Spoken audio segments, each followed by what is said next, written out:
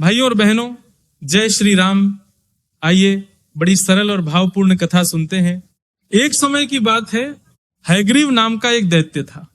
उसने मां आदि शक्ति को प्रसन्न करने के लिए कठोर तप किया। उसकी तपस्या से खुश होकर मां ने उसे वरदान दिया।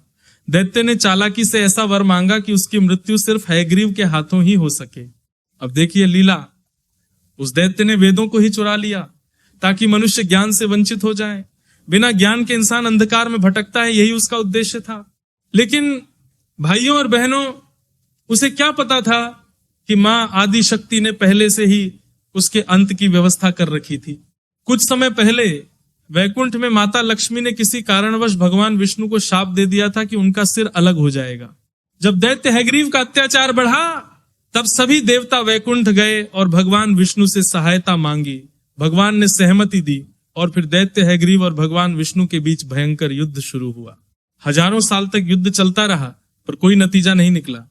एक समय दैत्य ने कहा, अब थोड़ी देर विश्राम के बाद युद्ध होगा। थके हुए भगवान विष्णु युद्ध भूमि के पास ही अपने धनुष पर सिर रखकर विश्राम करने लगे। देवताओं को चिंता हुई कि कहीं दैत्य मौका देखकर हमला न कर दे। तब भगवान शिव के सुझाव पर, क्योंकि वे शाप को जानते थे, देवताओं ने धनुष की डोरी काट दी। डोरी के झटके से भगवान विष्णु का सिर अलग हो गया।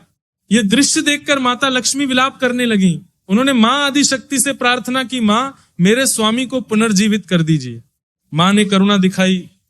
अश्विनी कुमार की सहायता से भगवान विष्णु के धड़ पर घोड़े का सिर लगा दिया गया और तभी से उनका नाम पड़ा भगवान हयग्रीव। अब फिर से युद्ध शुरू हुआ। अंत में दैत्य हयग्रीव का वध भगवान हयग्रीव के हाथों हुआ। भगवान हयग्रीव ने वेदों को वापस ब्रह्मा जी को सौंप दिया और संसार में फिर से ज्ञान का प्रकाश फैल गया। मां आदि शक्ति ने भगवान हयग्रीव को आशीर्वाद दिया कि वे सबसे अधिक ज्ञानवान होंगे। वे मां ललिता के महान भक्त बने और उनकी महिमा का गुणगान करते रहे। कई सुंदर स्तुति और भजन उन्होंने रचे। भाइयों और बहनों, यही कथा हमें सिखाती है, ज्ञान ही सबसे बड़ा धन है। और जब हम ईश्वर की शरण में रहते हैं तो अंधकार चाहे कितना भी गहरा हो, अंत में प्रकाश ही जीतता है। जय श्री राम।